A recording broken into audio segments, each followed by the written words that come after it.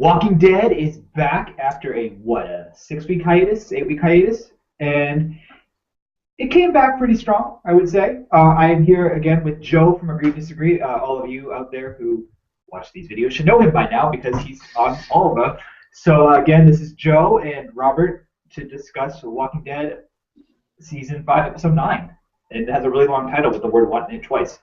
It does. It does. It's very long. It's six. It's 5 words, but the word "what's" repeated. It's what's going on and what's happening and what's happening. There we go. Yeah. Which is, I get it. I get it. Why? I could have thought of a couple more different creative titles that were shorter. Yeah, but I mean, I get it for 2 reasons. One is more spoiler-ish, but 2, I get it because a big guiding force in the dialogue this week was just this loss of hope and this just kind of, what now? What's going on? What are we doing?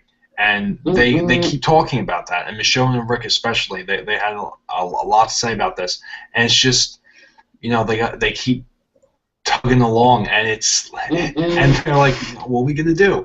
What do they do now? They've been through so much, and it never goes right. So that's what I think of when I think of that title. It's funny you say that. I was watching the show with my father, and that was the one that we said, like, nothing ever goes right for these guys. Like, everything they do, they just end up in more and more trouble. Like, it's just zombie after zombie after zombie, and the problems never end. I mean, I get it. It's the zombie apocalypse, but still, there's no such thing as any good luck or hope with this. I mean, it's just problem after problem, and people just die and die and die. Yeah. No spoiler. Yeah, but where they're going, I can see the show changing a little bit. And I guess for the tone, we've seen the tone of the show change so much over the past, I would say, season and a half. And we pretty much got to a point where it's just a real somber kind of giving up, kind of, for lack of a better term. Really, they're giving up, but they're not. They're not because they're still tugging along, but they're very discouraged. They're very disenchanted with living, pretty much. Well, I think the whole thing at the end of the end of 5, with not so much with Beth dying, but with oh my God, I can't think of his name. He lied about the cure. I can't think of Eugene. Yeah, his that revelation, I think, probably affected them all in a way, as you just said, because without having, like, that was like their guiding factor, their guiding hope, if you want to put it that way, and then all of a sudden he's lying, they're dead, and what else are they going to do? I mean, there's no way out of this. It's actually depressing. It's like a very depressing show if you think about it. See, I don't know if I've ever told you my theory, but okay. I think a great reveal would be Judith dies, and the baby. Yes, but hear me out. No, I don't like when babies die. I get Carl can die, but not the baby. Okay, not brutally killed, or anything like that. But she dies. But ultimately, she doesn't turn. Okay.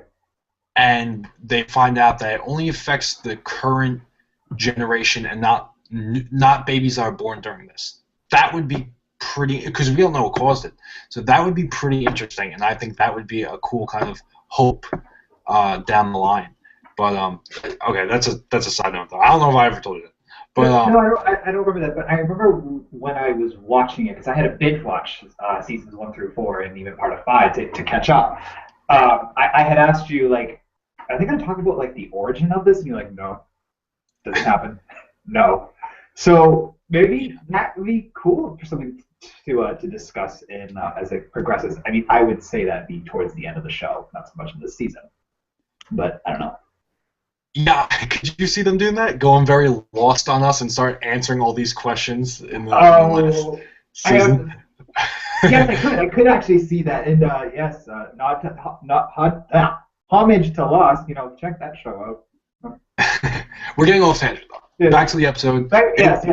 It was definitely a strong episode. And I mean, if you're watching, I'm sorry, we're gonna spoil something big. Let's go for spoilers. You can. Yeah, do it. we're gonna, Yes. because that was a big deal. That was like half of the episode. You're the guest.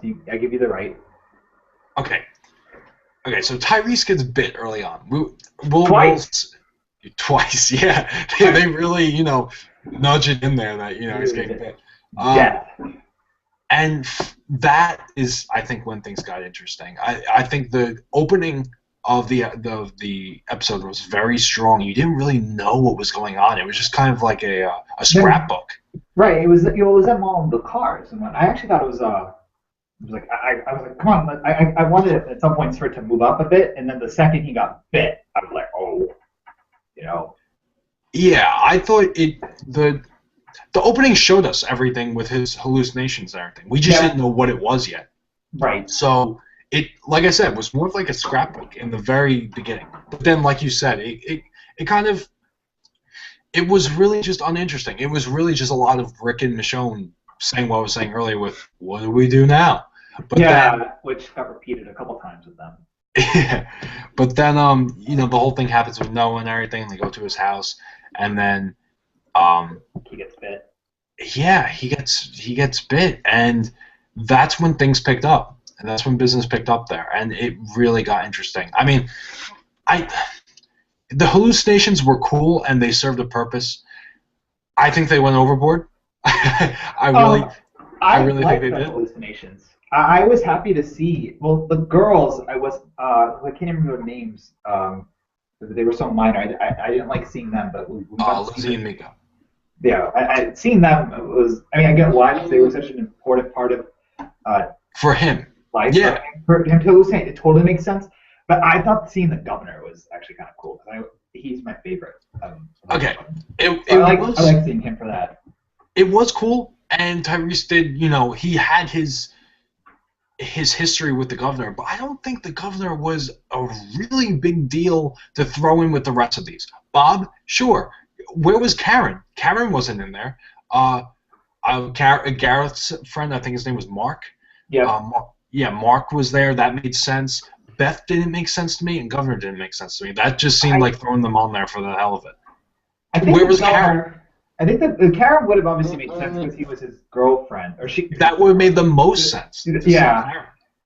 But with Beth had just died, and I don't know how close Beth and Tyrese were. I wouldn't say they were buddies. They really were not. They were not. Maybe just her death. It's a God. I can't think of what the word is, but it's like a place where ghosts commune, and they're all just around Tyrese, and someone just got excluded, and someone just had to be there. I don't know. I thought seeing the governor is. My favorite part was when he's talking to Tyrese, and then all of a sudden he becomes a zombie, or he becomes the zombie that he is. Yeah. I thought that was really cool. I enjoyed that. I wish Governor was that cool when he was on the show. I got so bored with him. I wish he was that intimidating. It's funny. I was bored with him for his main thing in 3, but when he was in 4, I liked him. Really, I'm the opposite. I hated him before. Well, I knew he was gonna die. I knew it would happen. But I saw 4. That's when he was really powerful. That's when he was strong, because he was broken. Broken villains are my favorite type of villains. So. What was really so interesting with it? He got a big send off here, Tyrese. He really. Yeah.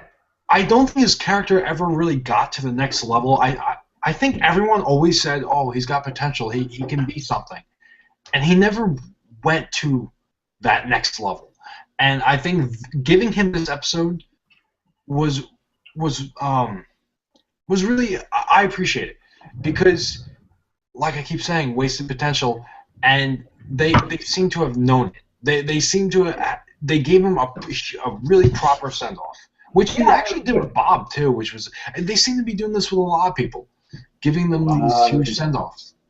Well, Bob, I don't really understand, but Tyrese was on the show for a while. So, Tyrese was, I don't know how strong his fan base is or whatnot. I don't know anything about him beyond what I know on the show. But, I mean, he was there for a long time. And You know, one of my favorite parts is when he's hallucinating, and then all of a sudden they cut his arm off, and then he's still Yeah. alive.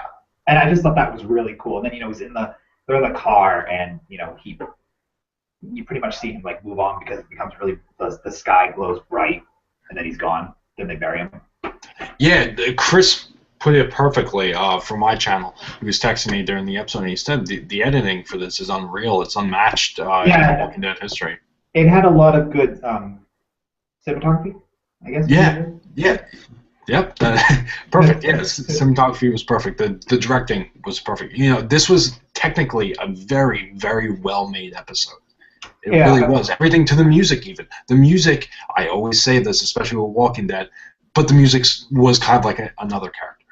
And excuse me, wow, I really stammered. Music can be really good or it can be really, really bad, and on this show, it's very good. This is actually, just to quickly put a nod,